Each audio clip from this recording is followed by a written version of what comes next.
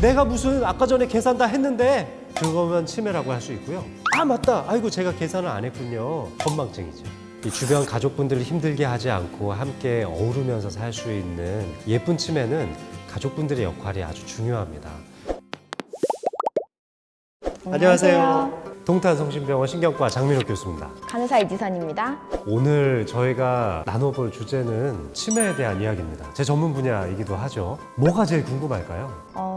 치매하면은 건망증 자주 맞아요. 잊어버리고 나도 치매인가? 이런 생각들을 많이 할 것 같아요. 맞아요. 치매, 그러면 이건 증상이거든요. 그래서 치매라는 증상을 일으키는 원인 병을 알아야 돼요. 알츠하이머 치매 말고 혹시 또 떠오르시는 다른 종류의 치매가 있으세요? 저는 그냥 치매하면은 그냥 기억력 상실? 네. 예, 그러고 또 막 사람 못 알아보는 거? 네. 예, 그런 게 그냥 치매구나라고 이렇게 막연하게 생각을 해서 알츠하이머 치매는 해마에서부터 시작되는 뇌의 노화다, 이렇게 생각하셔도 좋은데요. 드라마에서 종종 인용하는 여러 가지 상황 설정들을 보면은 되게 젊은 나이에 치매가 걸리는 경우가 많은데 그거는 초로형 알츠하이머 치매라고 불러요.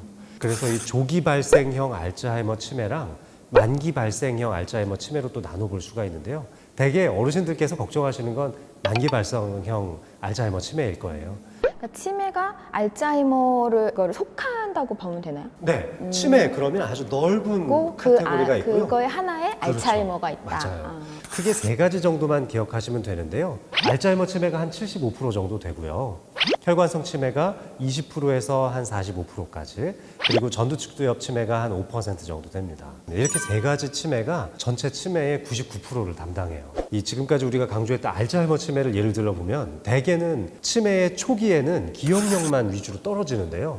중기 정도가 되면은 시간에 대한 개념도 없어지고 장소도 못 찾게 되고, 말기까지 가면은 감정적인 변화에 의해서 망상이라든지 공격적인 언행을 한다거나 이런 행동조절 장애가 나타나기도 하죠. 그래도 이제 간호사들한테 이제 치매 환자 얘기하면 되게 왜 젊었을 때 이름 이렇게 부르잖아요. 네, 지금 소녀처럼. 소녀처럼 네 막 이러면서 대답을 하시니까 그럼 그런 분들하고 그거에 맞춰서 얘기를 해주는 게 이분한테 도움이 될까요? 아니면은 그냥 지금 현실을 얘기를 해주는 게 도움이 될까요? 현실을 이야기한다고 그분이 받아들일 수는 없을 것 같아요. 과거의 기억에만 머물러 있는 정도라면은 치매 중기 정도에 해당되고 볼 수 있는데요. 이런 경우에는 학습을 통해서 새로운 걸 배우기가 어려워요.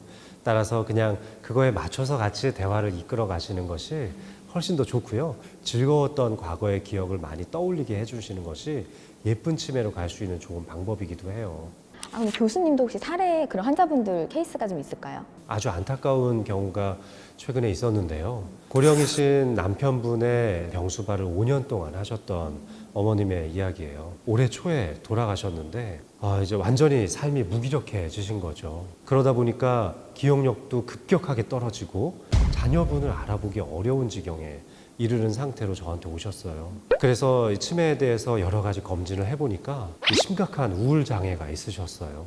그래서 우울증에 대한 적극적인 치료를 2달 정도를 실시해서 굉장히 많이 좋아지셨던 그런 사례자분도 있었습니다. 그럼 이렇게 우울증도 하나의 치매의 원인이 될 수가 있는 거군요. 네. 그러니까 치매는 꼭 어느 한 가지로만 정의할 수는 없고 여러 가지가 복합적으로 작용할 수 있으니까요. 병원에 와서 전문가와 상담을 해보시면 원인에 따른 치료를 하실 수가 있어요.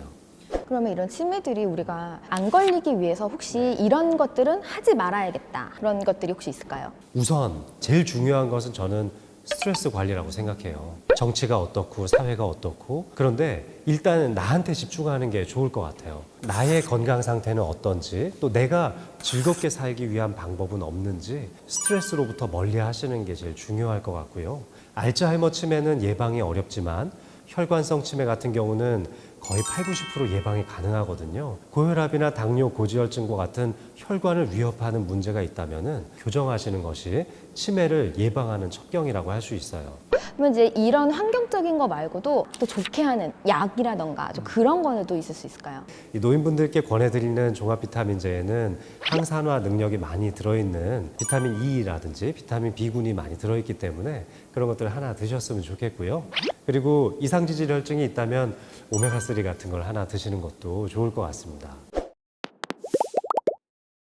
우리가 치매 자가 진단할 수 있는 아주 중요한 팁을 하나 알려드릴 텐데요.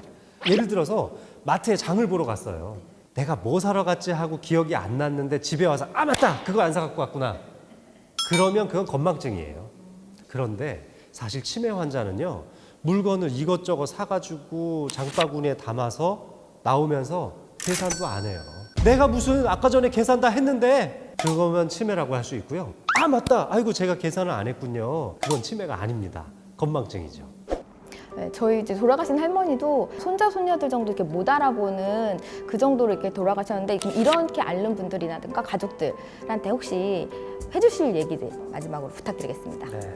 이 주변 가족분들을 힘들게 하지 않고 함께 어우르면서 살 수 있는 그런 종류의 치매가 바로 예쁜 치매라고 할 수 있는데요. 예쁜 치매는 가족분들의 역할이 아주 중요합니다.